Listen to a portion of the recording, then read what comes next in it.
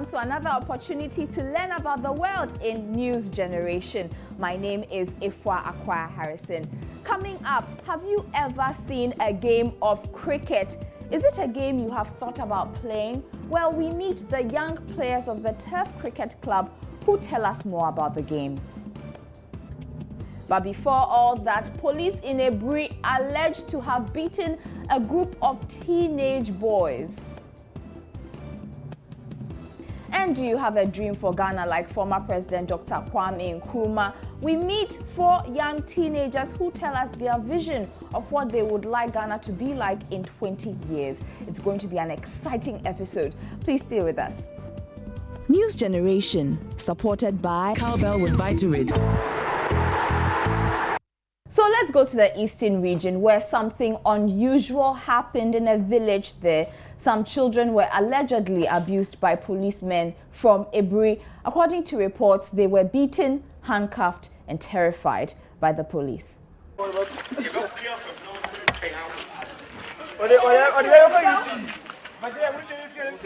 Their crime was playing computer games.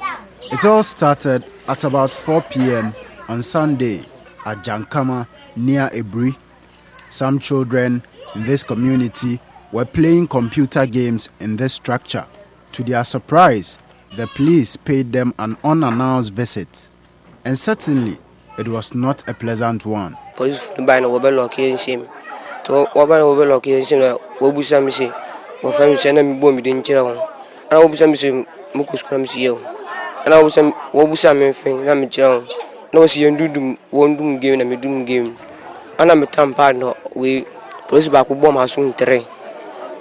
na nse na obakun fa waya na ogua me sa anse odi yanko bugu yensem to odi yanko bugu yensem na yesa sa na obakun su ba na obobu boy hasu. Musum Musa narrates the ordeal he went through in the hands of the police.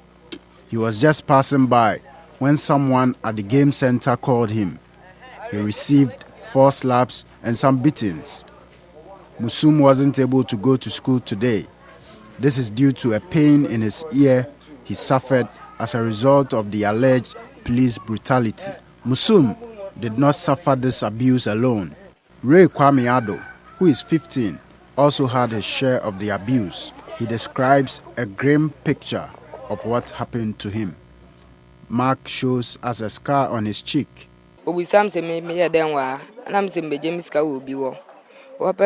Ojiji game no wire ba ko digwa me na me ko o push me ko jina won so ba no wan pen ni so twetwa an yasgu wo nti e jina ye wo sa na we wo fra ba ko so ba na wo de yanko bu yensa pe no ba ko bo masum wo bo yen nan yasum. A teenager, Makwache, owner of the gaming center, also suffered a similar fate.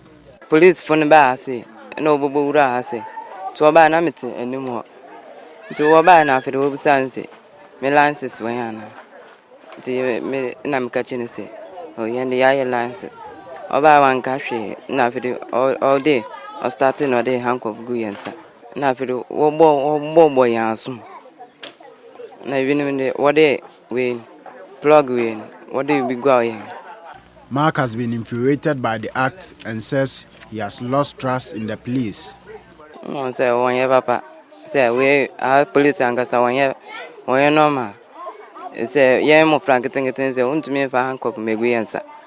Randolph Ohenia Uku witnessed the incident.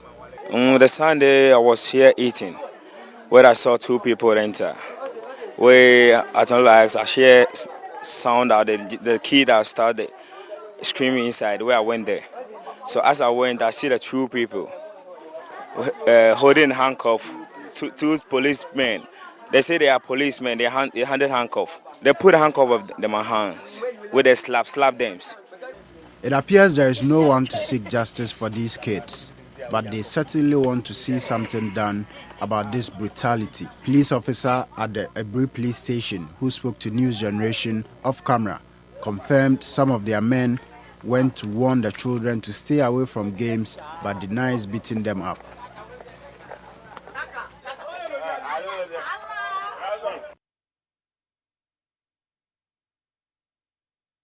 Now, we just celebrated Founders Day. Do you know what it was all about? Honoring Ghana's first president, Dr. Kwame Nkrumah.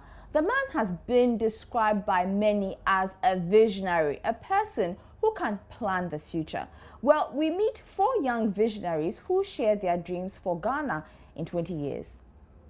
I'm 13 years of age and I attend Christ the King International School. My name is Alan Tepente and I'm 13 years old. My name is Bradley Elikem Deku and I am 13 years old. My name is Jasmine Akpa and I'm 13 years. I think Kwame Nkrumah was a steadfast man with a vision for Ghana, and he put those visions into action, and he made Ghana what it is today. I think Kwame Nkrumah was an inspirational leader who had a vision of Ghana back in the olden days. He had a plan that one day Ghana would become a country full of success and gratefulness. I think he's a very great man for being the first president of Ghana and making us gain independence. Kwame Nkrumah was the first president of Ghana who did a lot to help Ghana to become an independent nation. In about 20 years, I would like Ghana to be known as a country that uses their resources very well. I don't want to see any darkness in Ghana. I would like everyone in the country to have fluent electricity. I envision Ghana as a country with great success and power, like countries like the US or China. I envision Ghana with great resources, or using our resources to make the country a better place. I also imagine that tourist sites and the things that we have in Ghana are going to be used wisely into promoting Ghana. I see Ghana as a much cleaner country in the next 20 years, with cleaner streets and cleaner neighborhoods. Well, as a developing country, Ghana needs to take a lot of measures to get us to the stage of a developed country. So in 2034 or 20 years later, I would want to view Ghana as a country free of diseases, with medical care very easy and accessible. If I was to go into politics, or I could just spread the news about what people could do to make Ghana a better place. I plan to encourage people to recycle and to throw rubbish in bins instead of on the streets and in the neighborhood. I would create new solar panels and sell them at a cheap price so that it will be affordable for everyone. So I don't have to. Thank you very much. You're welcome. Come and spell your name for me.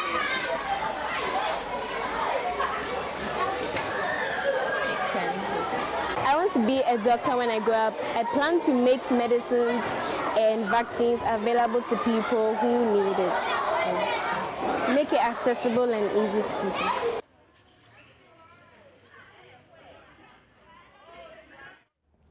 What are your dreams for Ghana in the next 2 decades? Share your thoughts with us on Facebook or send your video messages to our WhatsApp number on 054-010-9009. It's 054-010-9009. Remember to add your name, age, and school. Now, who makes most of your decisions at home? Daddy, mommy, or both?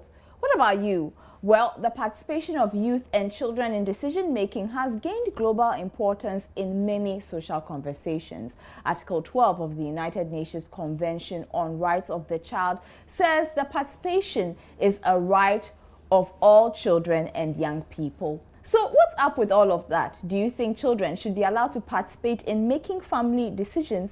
Yes, because every youth is entitled to his own decision, his own word. As the saying goes, something good can come from Jerusalem. I think children should be allowed to express their opinions on issues. Yes, I think they should be allowed because the relationship with the parents and the youth becomes stronger, so that even if the youth even go wayward, at least they can make some minor decisions, so that even the parents can even talk to the youth at the same time, work out the issue at home, and then maybe also correct the youth's decision. Children are the lifespan of every country. So if you take the children's decision as nothing, or you don't include them in any decision you're making, you are gradually destroying the nation, because they are the ones who are going to grow up and become future leaders. And it also helps them to express themselves. I believe so, because the decisions that our parents make might end up affecting us negatively or even positively. And sometimes, if it affects us negatively, we might end up becoming rebellious because we're unhappy about what happens. So I think our voices should be heard, so that if we can have a chance to say what we want and we'll consider it. Think about how it affects us, if it's good or bad. And if it's good, they can bring it in. But if it's not, then they can just make the choices. Yeah, I think they should be allowed to do that, because they are going to be the leaders of the family. They are going to head the family one day, so they should know how to attack certain problems that may arise. So it's a good learning process for them. Let's catch up with some more stories from the local news front. The Electricity Company of Ghana has released a timetable for its intensified load shedding exercise. This follows pressure from the Public Utilities Regulatory Commission on the ECG to publish the timetable or risk being sanctioned. ECG had earlier indicated it can't publish a timetable because of the erratic nature of power supply from the Volta River Authority. The problem is the result of a shortfall of over 500 megawatts of power caused by repair works on some power plants and difficulty with supply of gas from Nigeria. The chiefs and people of Adidome have expressed disappointment at the contractor working on the Adidome Whole Road. The road, which was awarded to Progressive Modern Construction in 2010, has been abandoned. The road from Adidome to Ho has been divided into 3 parts and divided among 3 construction companies. Both the first and third are halfway through completion, but the second lot has been abandoned. The project manager for PMC, J.A. Awudu, says they encountered some challenges. Sunflower School celebrated turning 20 this past weekend. Salah Sigbekle was the overall best student of the JHS 3. Well, every term I make sure from the beginning I learn hard and I do my best in all the classworks and homework, so that at the end of the term I come up on top. The chief executive of the school, Mrs. Ahiabo, says though the students were performing well, there was room for improvement. In assessing our 20 years of performance, I would like to give the following grades. The overall grade for the school would be B. For academics, B. But for parent participation, D. Why do I rate our progress so low? Because there is still more room for improvement. This means more parent involvement. The guest speaker of the occasion, Reverend Kwesi Inkum Wilson, also advised the school children to work hard in order to be successful. To be successful, first you must decide exactly what you need to accomplish, then resolve to pay the price to get it. Success doesn't drop in. You ought to do something, and there is always a price tag to it. Remember the principle of sowing and reaping. There were various activities including a band performance, song, a sketch, cultural display, and as well as a dance performance by students from the Jolu Special School.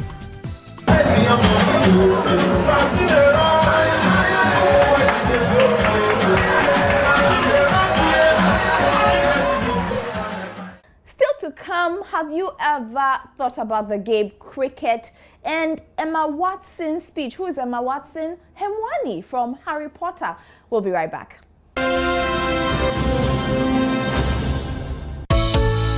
When your kids need it all, there's only one drink that's got it. Cowbell Chocomalt. It's got the delicious taste of chocolate, the nourishment of malt, the all-round goodness of milk, and sugar for energy, all in one sachet. All I add is water, hot or cold. Now, that's real value. And that's real teamwork. Cowbell Chocomalt, 4-in-1 value with a great new taste.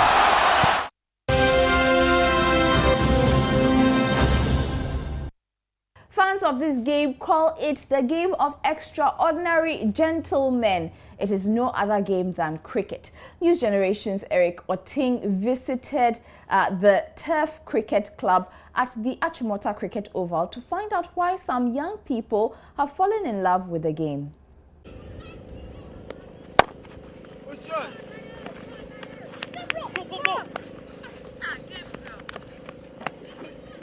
The game where a player is not allowed to abuse a fellow player, no matter the provocation. Cricket is a bat and ball game played between two teams of 11 players, each on a field at the center, of which is a rectangular 22-yard long pitch. Each team takes its turn to bat or hit the ball, trying to score runs, while the other team fields or catches the ball. For many Ghanaians, the game of cricket is seen as an improved version of Chaskele, an indigenous stick and ball game.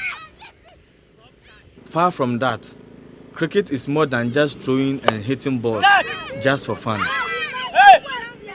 Well, football is a game that everybody knows how to play, but for cricket, you need to learn how to play it. Sometimes when you're playing, and it's so much fun that sometimes when you travel, you can even play for the national cricket team. 10-year-old Emmanuel Niama and his colleagues have been members of the Turf Cricket Academy for some time now. Practicing how to bat and bowl is something they take very seriously.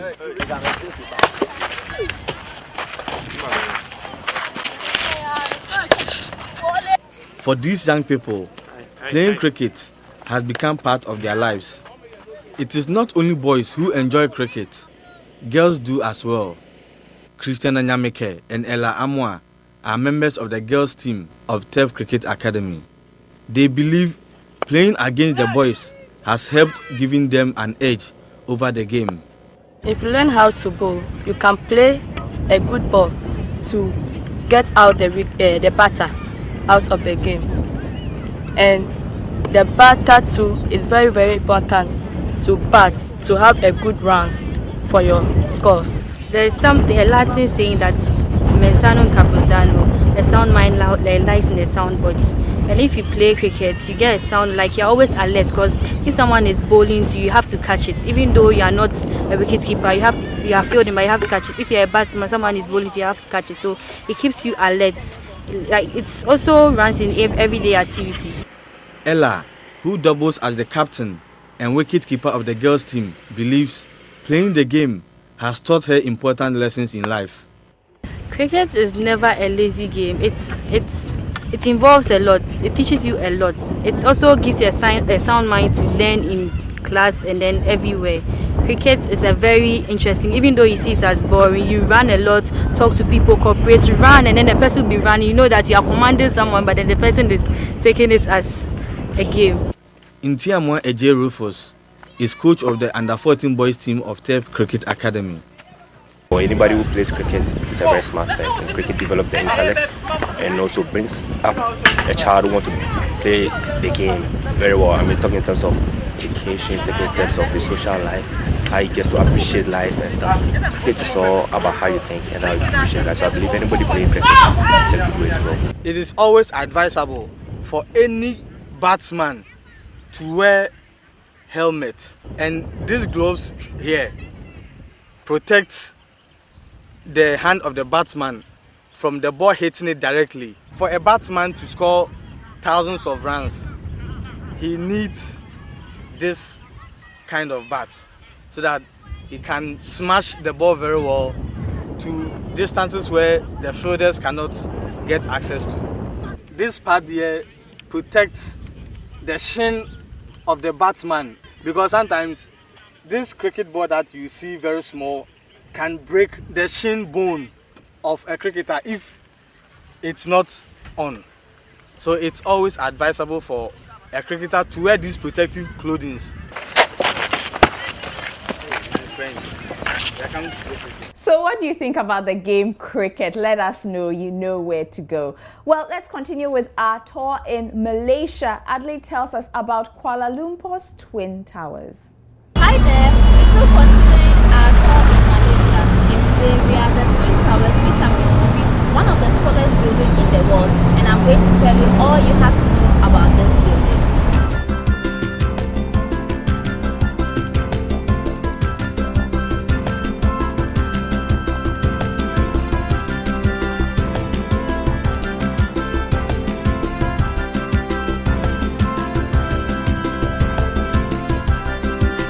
The Petronas Twin Towers, or KLCC, are skyscrapers in Kuala Lumpur, Malaysia. The towers were designed by Argentine-American architect Cesar Pelli. Planning on the Petronas Towers started on 1st January 1992 and took 7 years to complete. The towers were built to house the headquarters of Petronas, the National Petroleum Company of Malaysia. Also in the building is the Suria KLCC Mall, one of the biggest shopping centers in Kuala Lumpur.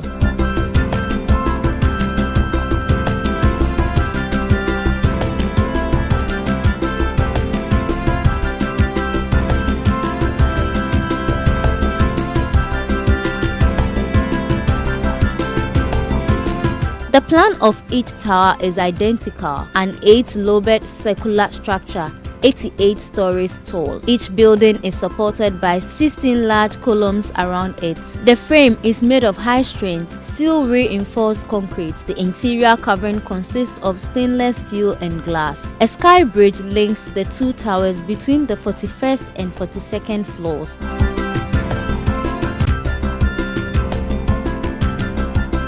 The Petronas Towers was the tallest building in the world for 6 years until Taipei 101 in Taiwan was completed in 2004.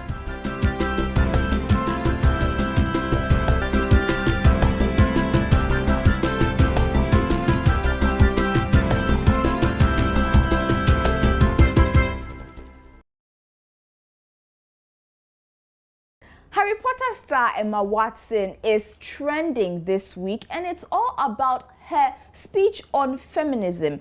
The actress had a huge opportunity this past weekend to address the UN General Assembly. Here's an excerpt of her speech.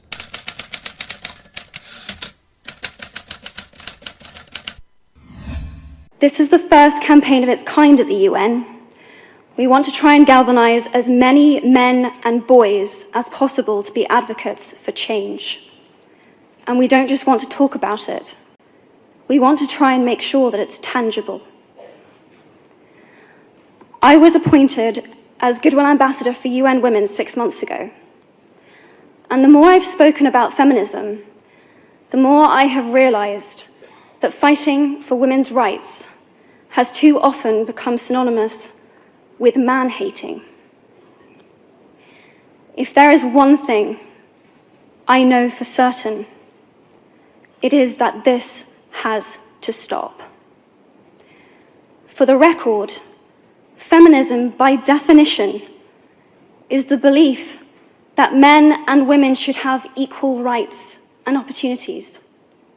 It is the theory of the political, economic, and social equality of the sexes. And we at News Generation also asked girls in Ghana if they feel they have equal rights as boys. Let's listen to what they had to say. Yes, I think we have the same opportunity as boys because we are past that time where men are considered to be a superior form and that women are inferior to them. So I think, yes, I have the same opportunities as men. I definitely see that, because whatever a boy can do, a woman can do it and do it 10 times better. I believe that we have the opportunity to do anything we want to, as long as we are ready to see and fulfill our goals and dreams. Yes, I think I do, because the era of male dominance is over, so I think I have the same opportunity as males. I don't have brothers, but I help out at home, and I think that those people who have brothers, their work should be split equally so that everybody will get a share of it. I do some of the chores, like they also do some, and then it becomes equal. It doesn't affect my coming to school because I kind of get to do the same things that my mates do. I don't think I have to do the majority of the work. We all have our chores that we are supposed to do, and I think it's been divided by us equally. And I think my parents know that my first priority are my studies, so they give me enough chores not to come into contact with my learning, because I have to have separate times for those. There's less work, I think, and some of the labors that females go through, they don't have to go through it. I think what's best about being a boy is that like you're not really expected to do much chores at home. Some people think males have more freedom. That's the thought. So other people in other parts of the world think that males have more opportunities around. So if I were to go there as a boy, they would view me as having more opportunities than any other female around. About being a boy, I don't think the boy has to go through the labor and having to take care of the kids and so many other problems a girl goes through. Let's take a quick trip around the world before we wrap up. World leaders, including US President Barack Obama, have held a special meeting to try to stop the worsening climate change situation. During the meeting, the president warned that failure to act on climate change is a betrayal of future generations. China has now pledged to take firm action on climate change for the first time. The summit, which took place in New York, was the first major gathering of high-level leaders since 2009. The US and its supporters, including several Arab countries, have launched the first airstrikes against Islamic State in Syria. The strikes were expected as part of President Barack Obama's pledge to destroy IS. IS is a radical militant group which has threatened to harm any non-Muslims unless they convert to Islam. They want to make a new country called the Islamic State that would join parts of Iraq and Syria together. Soul singer Sam Smith has been nominated for 4 awards at this year's Music of Black Origin, or MOBO Awards. The MOBOs are for Black and urban-inspired music. Other nominees for the London ceremony include Cardi B, Rita Ora, and Jessie J, who will fight to be named Best Female.